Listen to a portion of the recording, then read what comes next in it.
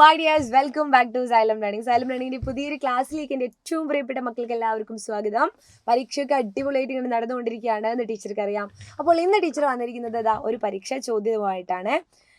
അതിനു മുൻപ് നമ്മുടെ ചാനൽ ആദ്യമായിട്ട് കാണുന്നവർക്ക് വേണ്ടിയിട്ട് എന്താണ് ടീച്ചർക്ക് പറയാനുള്ളതെന്ന് വെച്ചാൽ ഒന്ന് സബ്സ്ക്രൈബ് ചെയ്യുക. കാരണം ഇല്ലെങ്കിൽ നിങ്ങൾ ഇതൊന്നും അറിയാതെ പോകും കേട്ടോ.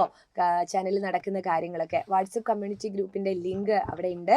എല്ലാവരും ഡിസ്ക്രിപ്ഷൻ ബോക്സിൽ നിന്ന് വാട്സപ്പ് കമ്മ്യൂണിറ്റി ഗ്രൂപ്പിൽ ഫ്രീ ആയിട്ട് ജോയിൻ ചെയ്യുക.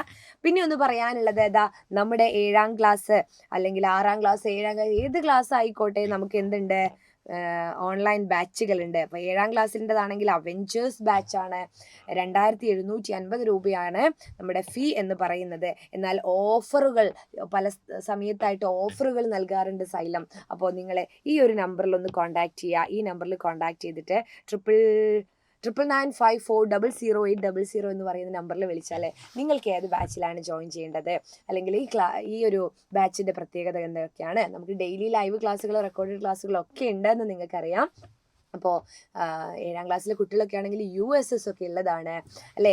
അനിയന്മാരും അനിയത്തിമാരോടും എല്ലാം നിങ്ങൾ പറയുക. ഇപ്പോൾ 4ാം ക്ലാസ്സിലെ കുട്ടികളാണ് എന്നെ കണ്ടുകൊണ്ടിരിക്കുന്നതെങ്കിൽ 5ലെയും 6ലെയും കുട്ടികളോടൊക്കെ ചേച്ചിമാരോടും ചേട്ടന്മാരോടൊക്കെ പറയുക. നമ്മുടെ സൈലത്തിൽ ഇങ്ങനെ ഒരു ബാച്ച് ഉണ്ട് എന്നല്ലേ. 8, 9, 10, +1, +2 ഒക്കെ നമുക്കുണ്ട്, നീറ്റ് JEE ഒക്കെ. അപ്പോൾ കുഞ്ഞുങ്ങൾ മനസ്സിലാക്കുക, നമ്മൾ അടിപൊളി ഒരു ബാച്ചിൽ ജോയിൻ ചെയ്തുകൊണ്ട് സിസ്റ്റമാറ്റിക് ആയിട്ട് നമുക്ക് പഠിക്കാം കേട്ടോ. ഇനി എനിക്ക് ഇന്നിപ്പോൾ പറയാനുള്ളത് ഇഷ്ടമുള്ള പ്രകൃതി ദൃശ്യത്തെ പറ്റിയുള്ള വർണ്ണന മിക്ക പരീക്ഷയ്ക്കും ചോദിക്കുന്ന ഒരു ചോദ്യമാണ്. അത് നമുക്ക് കൃത്യമായിട്ടൊന്ന് പഠിച്ചു നോക്കാം. നമ്മളൊരു പ്രകൃതിയെ കാണുന്ന സമയത്ത് ഹായ് എന്ത് മനോഹരം എന്ന് തോന്നണമെങ്കിൽ അത് സുന്ദരമായിരിക്കണം അല്ലേ. അതിനെക്കുറിച്ച് നമുക്ക് എഴുതാൻ പറ്റണം. ചിലപ്പോൾ കാണുമ്പോൾ നമ്മൾ പറയുമായിരിക്കും അടിപൊളിയാണ് എന്നൊക്കെ, പക്ഷെ അതിലപ്പുറം നമുക്ക് ഭാഷ ഉപയോഗിച്ച് അതിനെ എങ്ങനെ എഴുതാമെന്ന് നോക്കണം അല്ലേ. അപ്പോൾ ഏതെങ്കിലും ഒരു പ്രകൃതി ദൃശ്യത്തെ പറ്റിയുള്ള വർണ്ണനയാണ് നമുക്ക് തയ്യാറാക്കേണ്ടത്. ഇത് നോക്കിയേ, ഇളം കാറ്റിൽ തിരകൾ പോലെ പൊങ്ങി അമരുന്ന നെൽച്ചെടികൾ എവിടെയാ കാണുക? വയലിലാണ് അല്ലേ. അപ്പോൾ വയലിൻ്റെ വർണ്ണനയാണ് നമ്മൾ തയ്യാറാക്കുന്നത്. ഇളം കാറ്റിൽ തിരകൾ പോലെ പൊങ്ങി അമരുന്ന നെൽച്ചെടികൾ, അവയോരോന്നും വെയിൽനാളമേറ്റ് സ്വർണ്ണവർണ്ണമാകുന്ന കണ്ണിൻ്റെ കുളിർമ.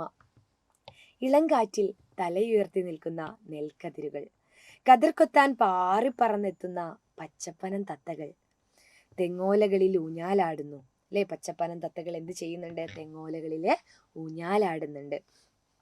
വർണ്ണക്കുടകൾ വിടർത്തിയ പോലെ വിരിഞ്ഞു നിൽക്കുന്ന ആമ്പൽ പൂവുകൾ എവിടെയാണ്?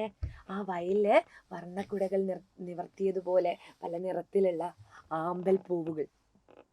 അങ്ങകലെ ഉയർന്നു നിൽക്കുന്ന കുന്നുകൾക്ക് മുകളിലായി പഞ്ഞിക്കെട്ടുകൾ പോലെ നീളുന്ന മേഘക്കൂട്ടങ്ങൾ അല്ലേ.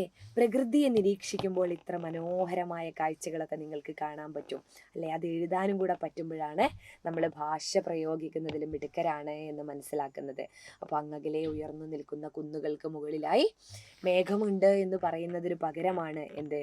അങ്ങകലെ ഉയർന്നു നിൽക്കുന്ന കുന്നുകൾക്ക് മുകളിലായി പഞ്ഞിക്കെട്ടുകൾ പോലെ നീളുന്ന മേഘക്കൂട്ടങ്ങൾ അല്ലേ. പഞ്ഞിക്കെട്ടുകൾ പോലെ നീളുന്ന മേഘക്കൂട്ടങ്ങൾ.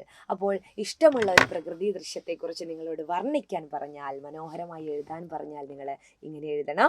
അപ്പോൾ ഏറ്റവും പ്രിയപ്പെട്ട എൻ്റെ മക്കൾക്ക് എല്ലാവിധ ആശംസകളും. കൂടുതൽ ചോദ്യങ്ങളൊക്കെ കാണാൻ വേണ്ടിയിട്ട് നമ്മുടെ ലൈവ് ക്ലാസ്സുകൾ കാണാം. അപ്പോൾ മറ്റൊരു ക്ലാസ്സിൽ കാണാം. അതുവരേക്കും ബൈ.